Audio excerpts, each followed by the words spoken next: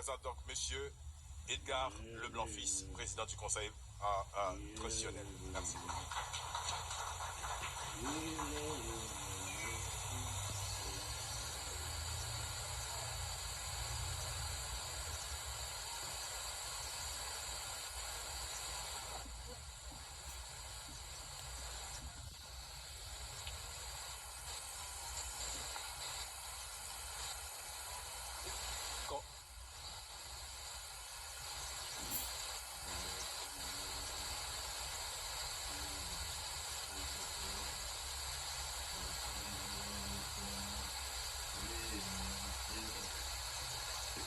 Conseiller Funel Joseph, président du conseil électoral, devait organiser les élections pour la présidence du conseil de ce matin. Madame Régine Abraham, assistant du président du conseil. Messieurs les membres du conseil présidentiel de transition. Messieurs, mesdames, distingués invités à cette cérémonie de ce matin. La presse en général. Depuis 11 mars, avec médiation de la CARICOM et avec la CARICOM, la communauté internationale, accompagne les acteurs politiques, les acteurs de la société civile, les acteurs du secteur privé des affaires, des personnalités pour qu'on arrive à un consensus permettant de sortir de crise profonde qu'a marqué paysan depuis particulièrement l'assassinat du président de la République. Nous sommes en situation totale d'exception.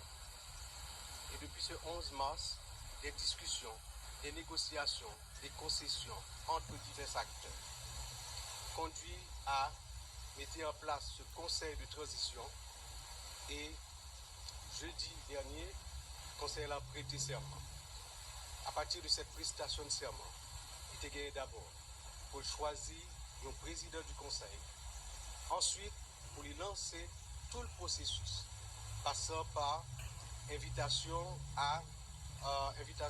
aux différents secteurs pour proposer et faire choix du Premier ministre, mettre en place un gouvernement et engager les différentes décisions importantes qu'il doit prendre pour que nous arrivions à des élections transparentes, crédibles, non contestées et qui permettent que le 7 février 2000 et qui permettent à partir de réforme constitutionnelle et autres à entreprendre, le 7 février 2026, le Conseil là fini mandat et faire une passation de manière à ce que nous engagions définitivement dans une période de stabilité pour les pays et puis de relance de l'économie, de relance des activités totales à partir d'institutions de l'État et d'institutions de la société qui chita sur de nouvelles bases. Nous croyons dans le Conseil là. Le premier bagage qui est important pour nous, c'est la cohésion entre nous. Le premier bagage qui est important pour nous, c'est cette volonté, cette détermination à dépasser les chapelles, dépasser les conflits et arriver par consensus et des fois, à partir de discussions, de négociations et de choix, faire pour de grandes décisions importantes qui sont pour prendre d'abord en matière de sécurité. Libérer le pays de l'action de gens qui fait souffrir tellement de gens, qui fait tellement de victimes.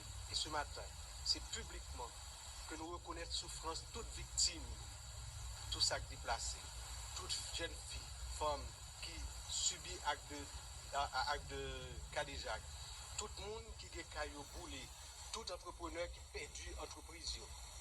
C'est responsabilité grande que le conseil a gagné pour le mener dans tête frette en cherchant le consensus maximum à chaque fois, mais en étant déterminé pour nous arriver en 21 mois respecter Modassa.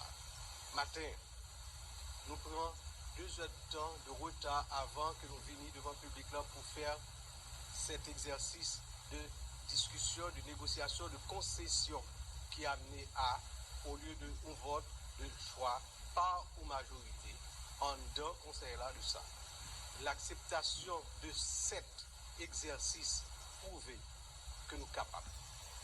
Nous sommes capables de discuter, négocier, faire concession et puis arriver à des résultats. C'est sous base de ça seulement que nous, dans le conseil, nous croyons que nous sommes capables de porter résultats et remplir à plein notre mission.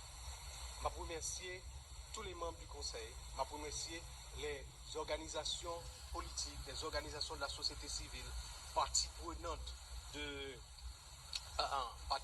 la crise et des négociations qui ont amené à la formation de ce conseil. Et leur présence ici encourage nous. Et par-delà, à travers la presse, remercier tout le peuple haïtien qui a les yeux braqués sur nous, qui attendent depuis longtemps et qui t'a même trouvé que nous sommes en retard. Nous devons aller plus vite. C'est normal que nous pressés parce qu'il y a souffert. Nous ne pas aller si vite parce que nous voulons chaque pas de faire, nous consolider et assurer que l'autre pas, c'est un bon pas. Et c'est peut-être ça, nous faisons dans le cadre de discussion, de négociation, de concession et de consensus.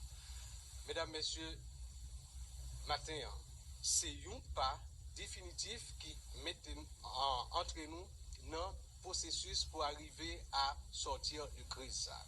Nous gagnons rapidement au Conseil pour nous prendre des dispositions, pour que il y ait un gouvernement qui mette en place. Ensuite, il y a des décisions importantes en matière de sécurité qui pour prendre. Est-ce pourquoi? Hier, pendant toute la journée, nous rencontrons le haut commandement de l'armée. Nous rencontrons le commandement élargi de la police. Nous rencontrons avec les unités particulières chargées de la sécurité du Palais national et des conseillers, de manière à regarder qui est en situation aujourd'hui, qui ça qui manquait, qui ça a besoin pour que même gens nous déterminer et nous connaissons que nous déterminer et que le support venu est capable d'approcher question insécurité et bien les résultats.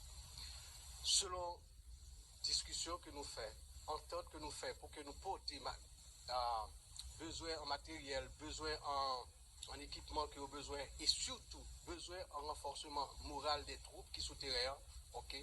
Nous croyons que je vous promets pour ça, que dans les prochains jours, prochaines semaines, et que il y a déjà des signes qui baillent en matière de sécurité dans le pays.